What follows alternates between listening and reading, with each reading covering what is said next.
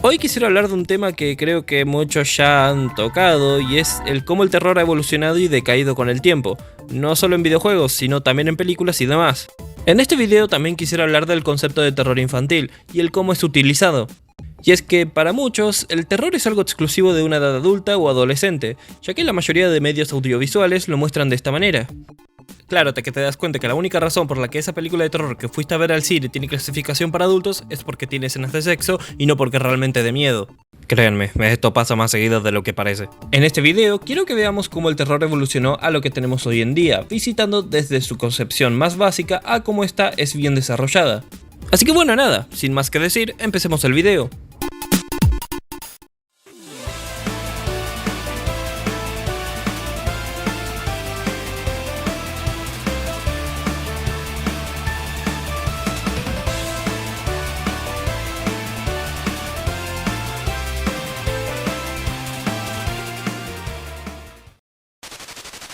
Primero que nada, quiero decir que todo lo que estoy por decir es solamente mi opinión. Si tú piensas diferente a mí, está de lo más bien. De hecho, quiero escuchar tu opinión al respecto en los comentarios una vez que termines el video.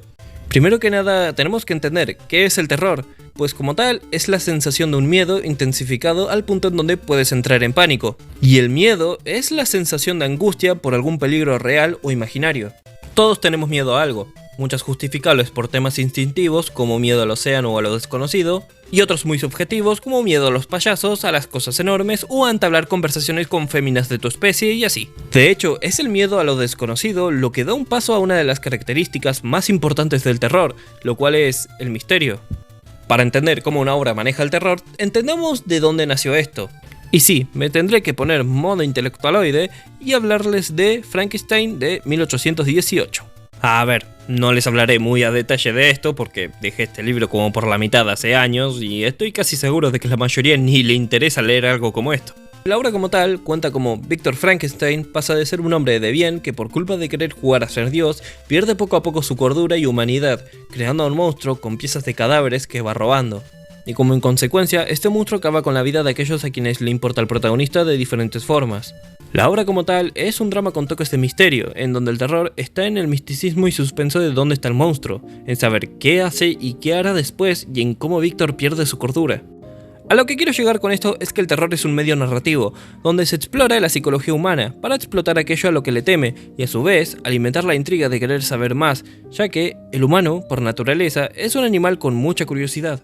Más adelante existirían escritores como Poe o Lovecraft, también conocidos como el Cuervos y el tipo que fue expulsado del Ku Klux Klan por ser racista. Para demostrar que el miedo y el terror funcionan de esta manera. De hecho, sin ir muy lejos, un ejemplo que se me ocurre es cuando hace poco en la facultad nos hicieron leer el poema The Black Cat de Edgar Allan Poe. Un relato que nos habla desde el punto de vista del protagonista, de cómo desciende a la locura y termina matando a sus mascotas y a su propia esposa. Pero en la manera en la que lo hace, realmente es muy interesante. No sabes si el sujeto se volvió loco o si ya lo estaba, o qué tanto de lo que cuenta en verdad pasó como él dice. Te hace dudar si el sujeto estaba mal por el alcohol o si lo usaba como excusa, hasta te hace pensar si hay algo sobrenatural en el asunto. El punto de la narrativa está en la incógnita que da. Como dije, como el asunto es manejado con ambigüedad, eso es el misterio, el terror a lo desconocido. Claro, no es necesario que todas las obras de terror contengan misterio o ambigüedad de la misma manera, ya que cada autor y creador varía esta fórmula y escribe su historia a su propio gusto. No todas las historias de terror tienen tanto misterio y sutileza, y no todas las historias que tengan misterios y sutilezas son necesariamente de terror. Pero creo que se entiende el punto al que quiero llegar con esta explicación, por lo que aquí va la pregunta. ¿Hacia qué público va dirigido el horror? Pues estas obras al ser poemas literarios es fácil decir que están dirigidos al público adulto.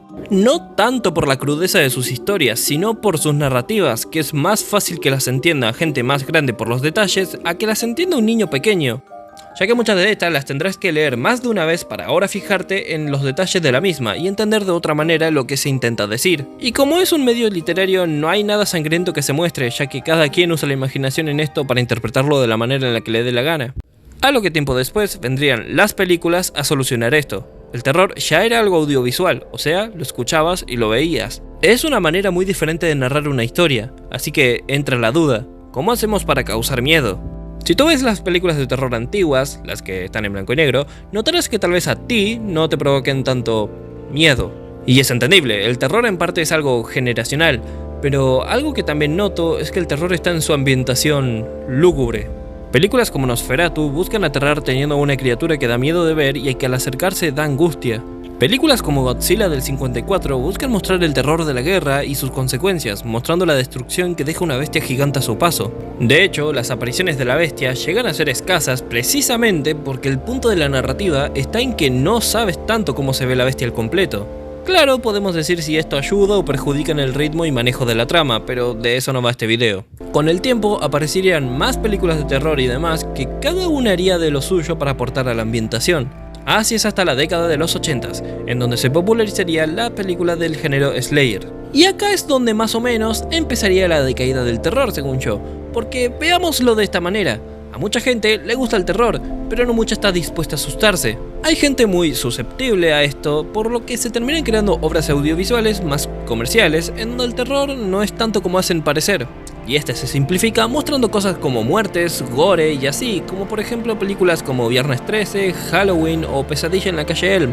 Películas que si bien no son realmente malas y no es que no logren dar miedo correctamente, por lo menos algunas de ellas, el miedo se deja de lado por momentos o en gran parte en pro de hacer una preparación para la masacre que se viene en el tercer acto de la película. Con personajes planísimos que su única función es morir o mostrar las tetas, principalmente para llamar la atención y que la clasificación de la película suba a una más adulta. Esto no las hace malas películas como tal. Estas películas ni siquiera buscan ser obras de arte ni mucho menos, pero sí es cierto que no cumplen verdaderamente con ese terror del que les hablé antes. La ambientación casi todo el tiempo es solamente lugar a oscuras, de noche y así. El misterio es nulo y se resuelve prácticamente solo o de manera que no se deja mucha interpretación o que realmente no importa. Eso sí, en su época para muchos, estos eran el estándar del terror, y fueron películas muy exitosas, lo cual provocaría que cada vez sean más comerciales y cada vez busquen dar menos miedo para que más gente las vea. Y por menos miedo me refiero a que cada vez buscan mostrar menos gore y demás, haciendo películas más sencillas y para todo público. Pero eso sí, las escenas de tetas y sexo siguen ahí. Con el tiempo ya no solamente habrían películas de terror, sino que también videojuegos. Y al inicio muchos catalogaban juegos como Castlevania, Ghosts and Goblins y demás como juegos de terror. ¿Pero por qué? Pues por el simple hecho de tener una temática que recordara películas clásicas o modernas del género. Luego saldrían juegos como Clock Tower, Alone in the Dark, Silent Hill, Resident Evil y demás que sí pueden ser considerados juegos de terror. Ya no solamente era por su temática, sino que los juegos como tal te daban ese sentimiento de angustia de que algo te pasaría. El hecho de estar en un juego le daba más inmersión al asunto, porque uno jugando se ponía mejor en los zapatos del protagonista, y ese sentimiento de no querer morir en el juego se incrementaba aún más. Y al ser un juego, son las propias mecánicas las que pueden aportar al propio terror del mismo, ya sea con sigilo o que debas resguardar tus recursos. O que debas pelearte con los propios controles de mierda del mismo. Pero las mecánicas en un juego no son lo único para hacer que un juego sea de terror, porque no importa qué tan rígidos sean los controles, o qué tanto escapes de un enemigo, o qué tanto guardes tus municiones. Al final, uno se acostumbra y ya no causa el mismo sentimiento que al inicio. Claro, esto depende de cómo el juego lo efectúe. Esto no es algo malo, ya que es parte de aprender a jugar un juego y eso lo hace divertido. Por eso es importante que junto al gameplay haya una historia con un misterio o una buena ambientación que la acompañe bien. Como por ejemplo Silent Hill y su neblina en el mapa, de donde no sabía si aparecería algo al frente o las pantallas de carga disfrazadas de puerta abriéndose en Resident Evil.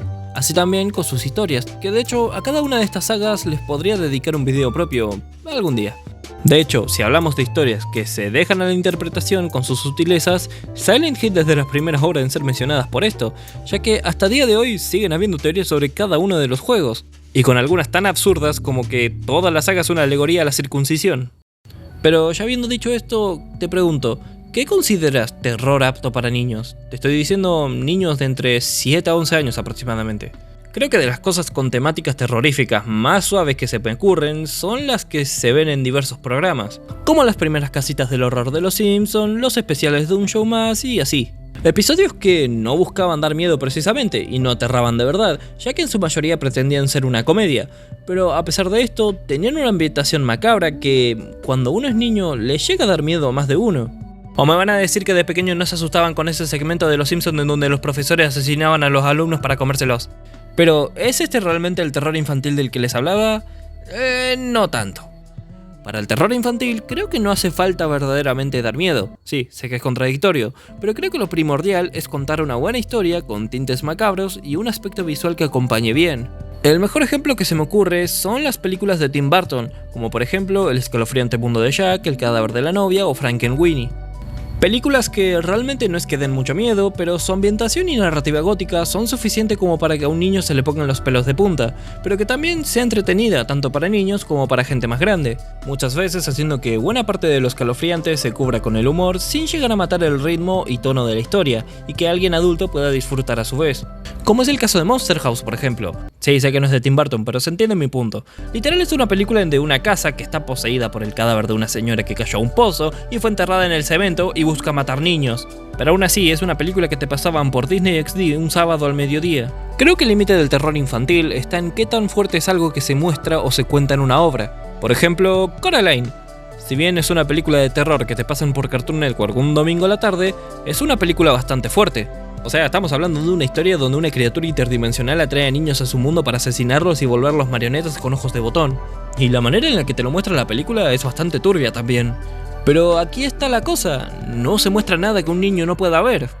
No se muestra sangre, no se muestran muertes de forma directa, no hay lenguaje inapropiado para los niños. Y además, ¿sabes lo que va a ser? Una película animada para todo público que intenta ser de terror y que realmente lo logra. Claro, uno la disfruta más siendo un adulto, pero un niño la puede ver sin problemas.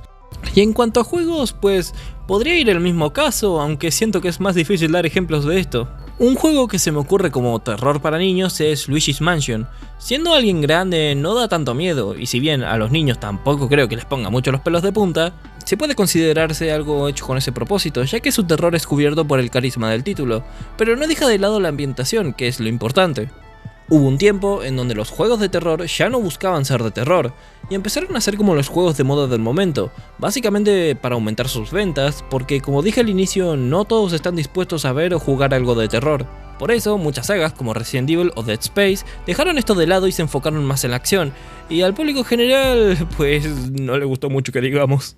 Pero no fue hasta que llegaron juegos como Outlast o Amnesia en donde el terror se lo llevan los juegos indie ahora en adelante. No es que ya no hayan más juegos de terror AAA, pero sí que no hay tantos como antes. Y en la mayoría de estos juegos sus mecánicas son simples, caminas, corres de algo, haces un puzzle ultra simple y te comes un screamer. Y aunque a veces algunos juegos lo hacen bastante bien y otros solo son mera parodia de algo, otros son mecánicas simplonas y hasta mediocres, porque no van más allá de eso. Pero llegan a tanta popularidad por una simple razón: los youtubers. Ya el objetivo de los juegos de terror no está en que el jugador sienta miedo, está en hacer que un youtuber pegue un grito de susto y que eso sea visto por muchas personas, en especial niños, haciendo que ahora los juegos solamente valgan para ser virales y conseguir fama y visitas en YouTube. Pero esto no iría más lejos sino hasta que llega Five Nights at Freddy's. Esta saga a mí me gusta, soy fan de ella desde pequeño y le tengo cariño. No los considero malos juegos, pero realmente sí tienen sus cosas negativas. Ya le dedicaré un video a la saga entera algún día. Y sé que más de uno va a querer cortarme el cuello por lo que estoy a punto de decir, pero considero a FNAF terror infantil. Claro, la saga, aunque no buscara ser infantil desde un inicio, sí creo que no tenía nada que un niño no pudiese ver, lo cual no creo que sea malo. Pero eso sí, FNAF no diría que inició, pero sí empezó a popularizar varias prácticas que muchos juegos de terror indie abusan hoy en día. Ahora los youtubers ya no solamente hacen gameplays de estos juegos, sino que ahora hacen videos explicando la historia, viendo las teorías y demás. Todo porque estos juegos decidieron crear historias confusas, demasiado ambiguas y con muchos misterios al punto en el que ya ni siquiera sabes qué está pasando. Ojo, yo no digo que esté mal que hayan videos de esto, porque cada quien en su canal de YouTube hace lo que se le salgan de los huevos. Pero sí hay que entender que es una táctica hecha a propósito para que más gente se interese en el título, como lo hacen Bendy and the Ink Machine o la mierda de Poppy Playtime. Que por cierto, otra cosa que se empezó a popularizar con FNAF y estos títulos es que los juegos de terror ahora tenían que tener un personaje marketeable. O sea, el típico bicho que en el juego te quiere matar, pero que está hecho con la única intención de que se le hagan peluches, mochilas, prendas y demás. No digo que esté mal comerciar con un personaje que es popular, porque al fin y al cabo es negocio. Y no creo que esté mal que a los niños les guste. Más daño hacen esos juegos de celular que tienen una pinta espantosa y que solamente sirven para agarrar descargas fáciles. El problema es que esta clase de terror, entre muchas comillas, se termina convirtiendo en un estándar cuando la mayoría de estos juegos son solamente walking simulator donde un bicho adorable pero que te quiere matar, te persigue y debes esconderte y resolver un puzzle de vez en cuando. Eso no es terror, ni siquiera es terror infantil, es puro comercio barato pero que termina siendo efectivo. Y mientras así van los juegos, las películas no van mucho mejor. Películas que, en su mayoría, su único atractivo es que tienen un jodido filtro gris todo el rato y que todos sus personajes son personas con depresión, personas que quieren coger o desnudarse o personajes que son desagradables o incómodos de ver. Y principalmente, tener screamers. Todo el rato screamers baratos, incluso cuando un personaje solamente aparece para saludar, hasta aparece un maldito ear-rape cuando pasa por tantos sonidos fuertes que hay. Pero bueno, creo que ya no debo alargar más este video. Pero bueno, al menos creo que pude expresarme bien mi punto. Me hubiera gustado hablar más del terror en internet, pero creo que eso, si bien a un poco de la mano, da mejor para su propio video. Así que dime, ¿tú qué piensas? ¿Crees que el terror va en decadencia? ¿Qué piensas del terror infantil? ¿Crees que soy un putísimo imbécil por considerar FNAF terror infantil? Dime todo eso en los comentarios. Yo me despido por hoy, suscríbanse para enterarse de nuevos videos, denle a la campanita que en este canal hablamos de todo un poco. Yo soy Golden y les digo, hacer terror es difícil, pero creo que más difícil es hacer buenos chistes.